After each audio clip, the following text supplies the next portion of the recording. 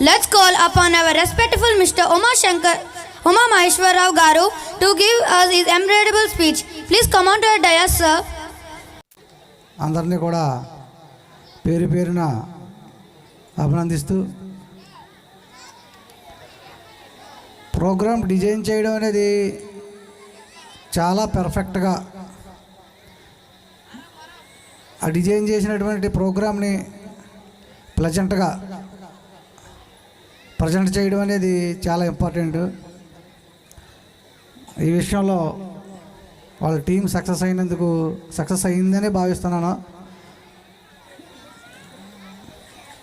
ప్రోగ్రాంలో education, physical activity, cultural activity, అలాగే mental activity ప్రతిదీ కూడా ప్రోగ్రాంలో ఫ్రేమ్ చేసి చక్కగా ప్రజెంట్ చేశారు. ఇక చిన్నపిల్లలు అయితే ఎల్కేజీ టు ఇక్కడ ఉన్నటువంటి 7th పిల్లల వరకు ప్రతి ఒక్కరూ కూడా ఇంగ్లీషు చాలా ఫ్లూయెన్సీగా మాట్లాడుతూ కొన్ని స్కూల్స్లో చూస్తూ ఉంటాం, ఎంతో కొంత మనకు కనిపిస్తుంది కొంచెం డ్యామేజ్. అలాంటిది ఏం లేకుండా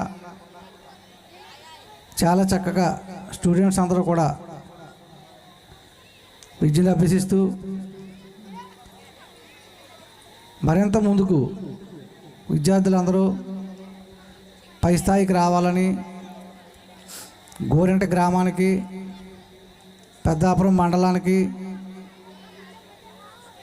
కాకినాడ జిల్లాకి, ఆంధ్రప్రదేశ్ రాష్ట్రానికి, భారతదేశానికి మంచి పేరు ప్రఖ్యాతులు తీసుకురావాలని ఆశిస్తూ ఈ స్కూలు స్థాపించేటప్పుడు ఫస్ట్ సంవత్సరం ఏ స్థాయిలో ఉండేదో మీ అందరికీ తెలుసు. అలాంటి స్కూలుని కేవలం తన తెలివితేటల మీద, తన శక్తి సామర్థ్యాల మీద ఈ రోజుని ఈ స్థాయి వరకు తీసుకొచ్చిన బుజ్జిబాబుకి, అలాగే మరింత ముందుకు తీసుకెళ్ళాలని వారికి సపోర్ట్ చేసినటువంటి గ్రామ పెద్దలు, గ్రామస్తులు, విద్యార్థుల తల్లిదండ్రులు వీళ్ళందరినీ కూడా పేరు పేరున అభినందిస్తూ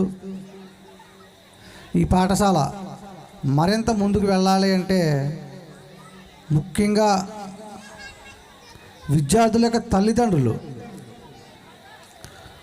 వారు వాళ్ళ పిల్లల పట్ల శ్రద్ధ తీసుకున్నట్లయితే పాఠశాలకు వచ్చిన తర్వాత ఉపాధ్యాయులు ఎట్లాగో శ్రద్ధ తీసుకుంటారు. అది మీరు అందరూ ప్రత్యక్షంగా చూస్తున్నారు కూడా. ప్రతి పేరెంటు కూడా స్టూడెంట్ ఇంటికి వచ్చిన తర్వాత ఫ్రెష్గా విద్యార్థిని తయారు చేసిన తర్వాత మినిమం 2-3 అవర్స్ కూర్చోబెట్టి మీరు వాళ్ళని పర్యవేక్షించినట్లయితే చదువు పట్ల చాలా త్వరితగతిన అభివృద్ధి చెందే అవకాశం ఉంటుంది. అంటే చాలా వరకు మనం ఏం చేస్తామంటే రూరల్ ఏరియాస్లో పాఠశాలకు స్టూడెంట్ ఇల్లు వస్తాడో తదుపరి మళ్ళీ పాఠశాలకు వెళ్ళే వరకు పుస్తకాలు తీయట్లేదు. అలా ఉండడం వల్ల విద్యార్థి పైకి రావడానికి, త్వరితగతిన పైకి రావడానికి చాలా టైం పడుతుంది. ఒక విద్యార్థి పై స్థాయికి రావాలి అంటే తల్లిదండ్రుల యొక్క కృషి చాలా అవసరం. ఇది ప్రతి తల్లిదండ్రి కూడా గుర్తించాలి.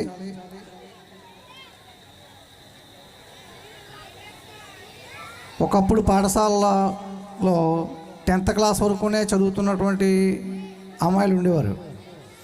ఇప్పుడు చదువు విషయంలో కానివ్వండి, ఆటల విషయంలో కానివ్వండి, ఏ విషయంలోనైనా సరే మగవారితో సమానంగా ఆడవాళ్ళు కూడా ఆలారు ఎక్కువగానే ఉన్నారు. రీసెంట్గా నాసా ప్రయోగించినటువంటి ఉపగ్రహం ద్వారా అమెరికాలో భారతీయ సంతతి సునీత విలియమ్స్ జస్ట్ 1 వీక్ అని అంతరిక్షంలోకి పంపిస్తే సుమారు 9 నెలల వరకు అంతరిక్షంలో ఉండిపోవాల్సిన పరిస్థితి ఎదురైంది.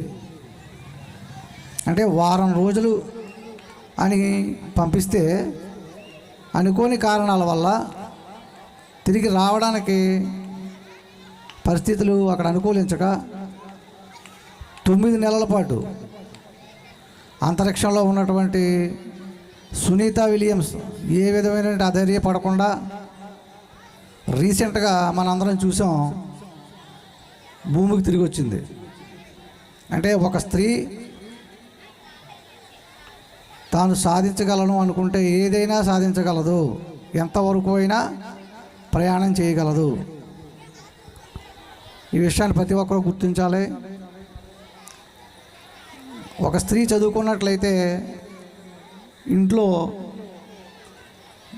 పిల్లలు త్వరితగతిన అభివృద్ధి చెందే అవకాశం ఉంటుంది.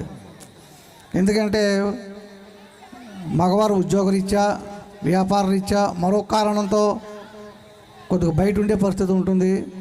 స్త్రీ ఇంటి దగ్గరే ఉంటుంది కాబట్టి మ్యాక్సిమం చూస్తూ ఉంటుంది. అలాగే చదువుకున్న స్త్రీ అయితే ఉద్యోగం చేస్తూ ఉంటుంది, సేమ్ టైం పిల్లల్ని కనిపెట్టే పరిస్థితి కూడా ఉంటుంది. అందువల్ల చదువు కానివ్వండి, ఆటలు కానివ్వండి, మరొకటి కానివ్వండి, ఎనీవన్ ఏదైనా సరే విద్యార్థికి త్వరితగతిన అభివృద్ధి చెందాలి అంటే ఇంటి దగ్గర తల్లిదండ్రులుగా మనము బాధ్యత తీసుకోవాలి. పాఠశాలకు పంపిస్తున్నాం, వాళ్ళు చూసుకుంటారు అని భావించొద్దు. పాఠశాలకు పంపిస్తున్నాం, ఫీజులు కడుతున్నాం అనే భావనలో కాకుండా వచ్చిన తర్వాత పాఠశాలలో ఏం చెప్పారు, మన పిల్లలు ఏం నేర్చుకున్నారు ఒకసారి మనం అంచనా వేసి వెంటనే మళ్ళీ పాఠశాలకు ఫోన్ చేసి, సార్ వేళ మీరు ఏం చెప్పారో మరి అర్థం కాలేదు, ఆ పిల్లలు చూస్తేనేమో ఇలా డల్గా ఉన్నారు అని మీరు ప్రశ్నించినట్లయితే ఉపాధ్యాయులు కూడా ఏ విషయంలో డల్గా ఉన్నాడని ప్రత్యేక శ్రద్ధ తీసుకునే పరిస్థితి అయితే ఉంటుంది. నేను ఇక్కడ టీచర్స్ని చూశాను, వాళ్ళందరికీ కూడా డైరెక్షన్, కరస్పాండెంట్ ఇచ్చే డైరెక్షన్ కూడా చాలా అట్రాక్టివ్గా ఉంది. చాలా చోట్ల వస్తారు, చెప్తారు, వెళ్తారు. అలా కాకుండా ఈ టీచర్లు కూడా చాలా బాధ్యతాయుతంగా ఇక్కడ స్టూడెంట్స్ని డీల్ చేసే విధానం కానివ్వండి, మరొకటి కానివ్వండి, అంతా కూడా చాలా చక్కగా ఉంది. అదేవిధంగా మేము పాఠశాలలో ఎదుర్కొనే ప్రధాన సమస్య ఏంటంటే, వ్యక్తిగతంగా మేము ఎదుర్కొనేది హెయిర్ కటింగ్. ఈ కటింగ్ చూస్తున్నారు, రకరకాలైనటువంటి కటింగ్. ఓ పక్క మధ్యలో ఉంటుంది, ఓ పక్క అంతా ఖాళీ. మామూలుగా అయితే 50 రూపాయలు అయితే అలా సగం సగం వేయాలంటే 100 రూపాయలు తీసుకుంటాడు.